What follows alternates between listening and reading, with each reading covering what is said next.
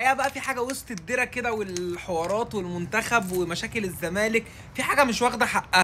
بيراميدز اللي رفض يبعت لعيبته لمنتخب مصر علشان الدوري اتعادل امبارح مع بتروجيت. بصراحه بقى انا فرحان فيك وفرحان فيك قوي بقى، يعني انت عملت كل اللقطه دي عشان خاطر منافستك على الدوري، علشان خاطر انت عندك ماتشات مهمه في الدوري، وترفض ان انت تبعت لعيبتك لمنتخب مصر. ودي حركه وحشه قوي، يعني دي حركه وحشه قوي من فريق مصري ان هو يعمل كده مع المنتخب بتاعه. ان في الاول وفي الاخر المسابقه وكل حاجه في الدوري، كاس افريقيا، كل الكلام ده بيسعى في الاخر ان انت تقوي منتخب بلدك، وان الاولويه دايما بتكون لمنتخب مصر. وللاسف بيراميدز ما عملش كده، فانا مبسوط فيك قوي ان انت تعادلت، ويا رب تخسر الماتش الجاي. لازم كل الفرق وكل الانديه في الاول وفي الاخر يكون هدفها الاول والاساسي هو منتخب مصر. طالما انت فريق بتنافس وفريق قوي وفريق بتدعم صفوفك وعندك نجوم، لازم يكون عندك الاولويه دايما ان انت تدعم منتخب بلدك، وان تكون انت دايما تحت امر المنتخب في اي حاجه. اي لاعب لازم اللعيب ده على طول يروح يأدي رسالته في كره القدم، وهو انه يمثل منتخب بلده.